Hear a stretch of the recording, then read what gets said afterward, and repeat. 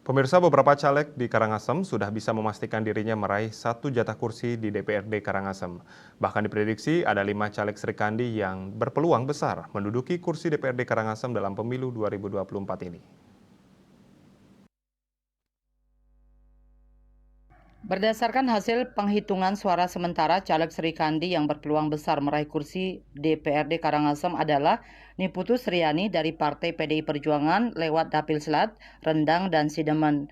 Wanita asal desa Besaki ini mampu mengamankan sekitar 5.800 suara. Kemudian Nikade Weisya Kusmiadewi Dapil Karangasem dari Partai Gerindra mampu mendulang sekitar 3.760 suara. Selanjutnya Nikomang Molu Indah Juliani dari Partai Gerindra Dapil Selat, Rendang, dan Sidemen mampu mendulang suara cukup tinggi.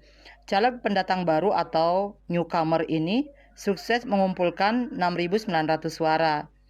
Selanjutnya Putri Bupati Karangasem Kadek Yulita Sintadewi caleg newcomer yang maju lewat Dapil Abang ini mampu mengumpulkan sekitar 3.900 suara dan Sri Winarti dari Dapil Karangasem yang juga caleg newcomer dari Partai PDI Perjuangan menorehkan sekitar 2.827 suara. Dari 5 caleg yang memiliki kans lolos itu, 2 caleg diantaranya caleg incumbent yakni Nikade Weisya Kusmiadewi dan Niputu Sriani. Sementara 3 caleg lainnya merupakan pendatang baru atau newcomer. Nikade Weisya Kusmiadewi Senin 19 Februari membenarkan suara yang didapatnya dalam pemilu 2024 ini sebanyak 3.760 suara. Ditambah suara partai menjadi 4.900 suara. Itu pun belum ditambah dengan suara dari caleg yang lainnya. Dan raihan suara ini meningkat jauh dari pemilu 2019 lalu yang kala itu hanya mampu mendapatkan 1.633 suara.